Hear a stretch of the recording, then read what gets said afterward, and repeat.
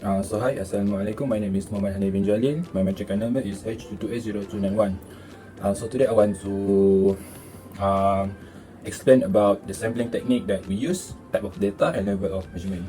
For the sampling technique that we use is in the statistic is simple random sampling. All subsets of the frame are given an equal probability. Each element of the frame thus has an equal probability of selection. For type of data is quantitative data, and level of measurement is interval scale measurement. The interval scale measurement is the third of the measurement scale. It is defined as quantitative measurement scale. It is defined as a quantitative measurement scale in which difference between the two variables is meaningful. In other words, the variable is meaningful. In other words, the variables are measured in an exact manner, not as in relative way in which the presence is zero is arbitrary. So next, this is our sample of our data. The minimum data in the sample is 20 and the maximum data in our sample is 99. So this is a frequency distribution level force in Malaysia. So we have 6 class interval and in total of 50 frequency that we found in this data. Okay, next is relative frequency. After we get the frequency, we find the relative frequency. For the relative frequency, the total of the relative frequency that we get is 1. And this is the cumulative frequency. After we get frequency, relative frequency, we need to find the cumulative frequency. How to find the cumulative frequency? We just add cumulative frequency plus the frequency. So the total, so the cumulative frequency we get 8, 17, 25, 32, 43 and 45. My name is Muhammad Abkhari bin Abdul Mahdi and my metric number is 2B1069. So this is a two suitable graphical method to represent the data using graph. So this is to graph which histogram chart and polygon. Let's go to the measure of a central tendency. Measure of a central tendency have three, which means median and mode. Median is a group of two or more numbers. Average using the fundamental mathematical concept of mean. Median is the midway value of the data collection. Is represented by the means. Mode is the value that appears most frequently in a data set. Is the mode. So this is the mean, and as you can see, this is the formula and the solution. So our group get the mean of the labor force in Malaysia is 61.22. So the next part is medium, and as you can see, this is the formula and solution. The medium that our group get for the labor force in Malaysia was 61.5. So the medium is 61.5. The last part is mode. So as you can see, this is the formula and the solution that our group get for labor force in Malaysia was 82.5. The conclusion is the mode is 22.5. Okay, that's all.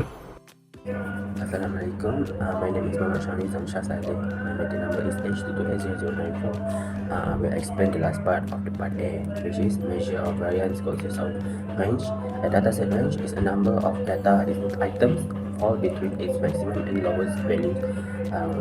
The variance indicate data dispersion, with greater variance indicating greater mean dispersion. Standard deviation is determined by calculating variance square root, and the last one is standard deviation, a measure of the amount of division or variation or dispersion of a set of it. Here is the calculation for the range, and the total is 79. Same goes to variance, which after we calculate we got 8482.39. Therefore, the variance and standard deviation for labor force in Malaysia is 92.01. Alright, for the part B, we had found one of each of the variable, which is the independent variable is cost of living and the dependent variable is rent. Alright, I'm going to explain about the sampling technique used, the type of data and level of measurement. The technique we use is simple random sampling, in record as SRS, because we choose 50 country randomly. The type data for both variable is quantitative. The reason is both is countable. and the level of measurement is nominal scale. The reason is this scale used to simplify name or label with no specific order. Assalamualaikum, my name is Muhammad Niaspi Muhammad Nazmi. My check number is HFT20203. So for this next presentation for this part B is I'm going to present about the sample size of our table. So for both table, there is qualitative and quantitative table. We choose is 15 samples. That is, we choose a random 15 country in this world. That which means n equal 15. So I'm gonna go present about the next slide. That is about the compute the present product moment correlation coefficient. So based on the data set, the total of x is 3476.9. The total of y is 1592.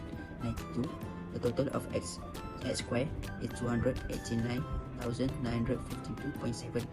The total of y squared is 168,225.09. And lastly, the total of xy is 123,365.7. For the next slide is the calculation of the pure person product moment correlation coefficients. That is, after the calculation, we get 0.0004652. And the interpret of correlation value is the person product moment correlation coefficient, such as a strong positive linear relationship between cost of living and rent. This means when the cost of living increase, the rent also increase. Assalamualaikum and hi, my name is Fatina Zira binti Boy. My number metric is H22A0113. Today I would like to explain about develop the estimate regression equation, then interact the value using Excel.